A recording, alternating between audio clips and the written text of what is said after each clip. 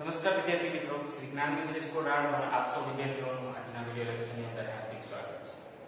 પાછલા લેક્ચરની અંદર આપ સૌ વિદ્યાર્થીઓએ વર્તુળને લગતા દાખલાઓનો અભ્યાસ કર્યો છે, એની નોંધ કરી છે એવી આશા રાખીએ. આજના લેક્ચરની અંદર આપણે સ્વાધ્યાય 10.2 માં દાખલા નંબર 7 એની અંદર બે વર્તુળ આપેલું એક ઉદાહરણ છે, એક્સરસાઇઝ એ આપણે લેવાના છે. તો આની અંદર બે વર્તુળ આપેલું છે એવું એક દાખલો છે કે બે સમકેન્દ્રી વર્તુળોની ત્રિજ્યાઓ 5 સેમી અને 3 સેમી આપેલી છે, એટલે કે એક મોટું વર્તુળ અને એક નાનું વર્તુળ, આવા બે વર્તુળો અહીંયા હાજર છે. તો એ બે વર્તુળમાં મોટા વર્તુળની જીવા એ નાના વર્તુળને અહીંયા M બિંદુએ સ્પર્શે છે, તો એની લંબાઈ શોધો. એટલે આવી આકૃતિ આપી નથી, હવે એને આપણે ડ્રો કરવાની છે, એવી આકૃતિ દોરવાની છે. તો જોઈએ તો કે સૌપ્રથમ બે સમકેન્દ્રીય વર્તુળો, એમાં એક વર્તુળ છે એ આપણે નાનું લીધું અને એમાં બીજું વર્તુળ મોટું લીધું. સમકેન્દ્રીય વર્તુળનો મતલબ એવો થાય કે અહીંયા કેન્દ્ર એક જ છે, એક જ કેન્દ્ર વાળું બે વર્તુળ આપેલા છે. તો એક વર્તુળ નાનું છે જ્યારે બીજું વર્તુળ મોટું છે. નાના વર્તુળની ત્રિજ્યા r1 લઈ લઈએ, મોટા વર્તુળની ત્રિજ્યા r2 લઈ લઈએ. તો અહીંયા જે મોટા વર્તુળની જીવા છે, જીવા PQ, ત્યાં નાના વર્તુળને અહીંયા M બિંદુએ, M એનું સ્પર્શ બિંદુ છે, ત્યાં છેદે છે. તો હવે આપણે એ જીવાની આખી લંબાઈ કેવી રીતે મેળવવી જોઈએ દાખલાની અંદર. અહીં r1 બરાબર એટલે કે નાના વર્તુળની ત્રિજ્યા 3 સેન્ટીમીટર આપેલી છે અને r2 એટલે કે મોટા વર્તુળની ત્રિજ્યા 5 સેન્ટીમીટર આપેલી છે. હવે નાના વર્તુળની ત્રિજ્યા એ આપણી પાસે થઈ જશે OM અને મોટા વર્તુળની ત્રિજ્યા આપણી પાસે થઈ જશે OQ. વાત થઈ હવે આપણે મેળવવાની આટલી બાજુ. તો આ બાજુ MQ આપણે હમણાં મેળવીએ પાયથાગોરસના પ્રમેય મુજબ. તો અહીંયા જે કાટકોણ ત્રિકોણ બને છે એ કયો છે? તો કે ત્રિકોણ OMQ માં માપ ખૂણો M બરાબર 90 ડિગ્રી. તેથી પાયથાગોરસના પ્રમેય મુજબ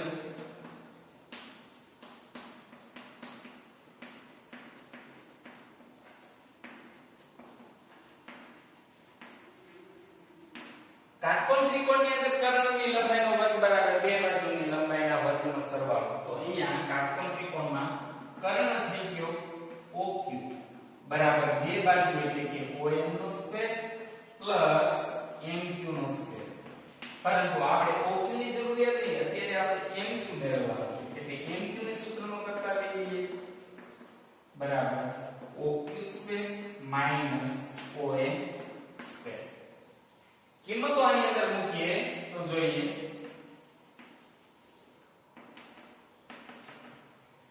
MQ એ આપણે મેળવીએ એટલે MQ નો સ્ક્વેર બરાબર OQ ની કિંમત મૂકીએ તો OQ ની કિંમત આપણને આપેલી છે 5 સેન્ટીમીટર પ્લસ OM, તો OM આપણને આપેલી છે 3 સેન્ટીમીટર. જોઈએ આની અંદર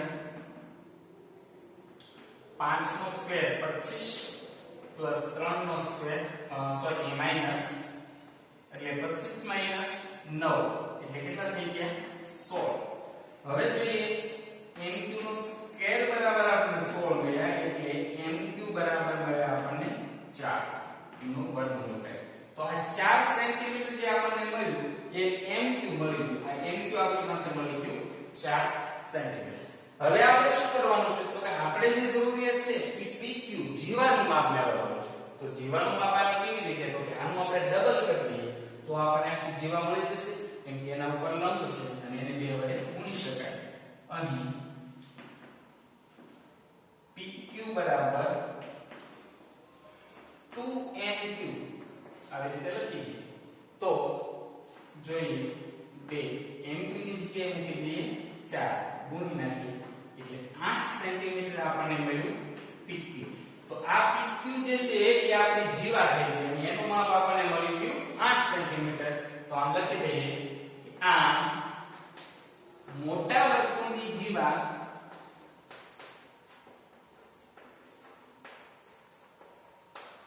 PQ બરાબર 8 સેન્ટીમીટર છે. તો આ દાખલો આપણો અહીંયા આવી રીતે પૂરો થાય. તો ફરી વખત મિત્રો અહીંયા તમને જે દાખલો આપવામાં આવેલો છે એની અંદર એક કેન્દ્રવાળા બે વર્તુળો છે, સમકેન્દ્રીય બે વર્તુળવાળા, પણ એક વર્તુળ નાનું જ્યારે બીજું વર્તુળ મોટું. નાના વર્તુળની ત્રિજ્યા 3 સેન્ટીમીટર, મોટા વર્તુળની ત્રિજ્યા 5 સેન્ટીમીટર. તો જુઓ તમે અહીંયા જે ત્રિકોણ રચાય છે એ ત્રિકોણ ઉપર R1 છે એને આપણે OM કહી દો અને 3 સેન્ટીમીટર છે, R2 એને OQ એ 5 સેન્ટીમીટર છે, એટલે MQ મળી જાય કાટકોણ ત્રિકોણ ઉપરથી. તો પાયથાગોરસના પ્રમેય મુજબ OQ નો સ્ક્વેર બરાબર OM સ્ક્વેર MQ સ્ક્વેર.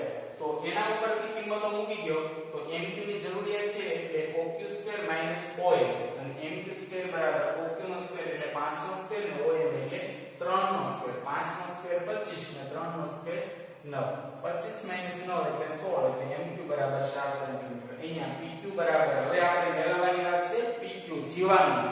તો જીવા એ અહીંયા MQ નો ડબલ કરી દો એટલે તમને જીવા મળે.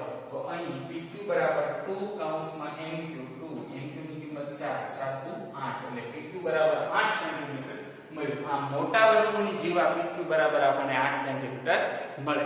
તો આવી રીતે તમે તમારી નોટની અંદર આ દાખલો સારા અક્ષરે લખજો અને આવો જ દાખલો બીજો પણ બનાવવાની કોશિશ કરજો જે તમે જાતે ગણી શકો. તો આવા નવા દાખલાઓ પ્રેક્ટિસ વર્કની અંદર હોય કે અન્ય કોઈ સાહિત્યમાં હોય તો તમે ગણી અને પ્રેક્ટિસ કરજો. ત્યાં સુધી હવે આવતા લેક્ચરની અંદર આપણે આની પછીના દાખલાઓ અથવા સ્વાધ્યાય 10.1 ની ખાલી જગ્યાઓ એવું હવે લઈશું. ત્યાં સુધી આપણે વિરામ લઈએ. આભાર, ધન્યવાદ.